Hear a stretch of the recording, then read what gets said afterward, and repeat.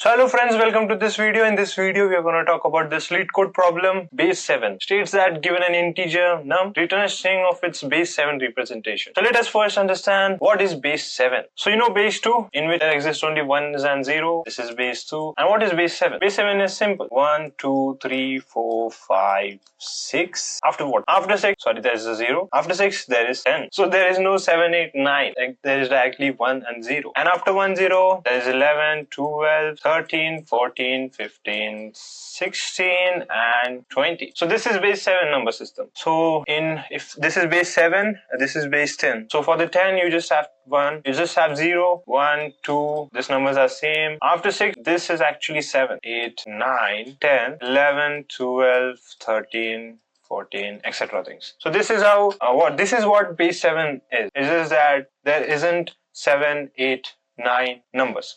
So what you need to do, you just need to convert an integer into a base 7 representation. So if I gave you 9, you just have to return 12, the base 7 of. So how we are going to do it? It's very simple. If you want to convert any number, for example 12, into its base 2 form, you use modulus 2. If you want to convert any integer into its base 7 form, you do modulus 7. So this is the way, this is the trick, modulus 7.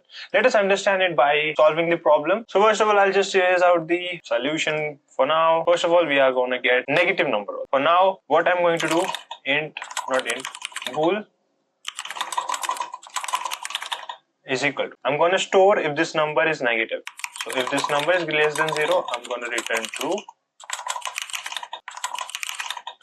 or else false. So isNeg will have either true or false. If the number is negative, it will have true. We are going to convert this number into absolute while this num is greater than 7.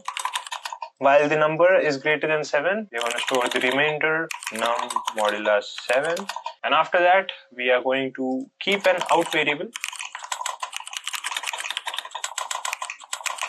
which will be an empty string for now, and then I'm going to just out plus equals this remainder, and after that I'm going to just divide this num by 7. And after that, if is neg is true, then we are going to out is equals to minus plus the, before we add the out, the out will be having a variable such as the reverse order of it will be represented like this. So we don't want it. We just want to, before adding the out, know that we are getting the values from the ending, like, and we have output in reverse order. We just need to reverse the output before and do this, and at the end return out.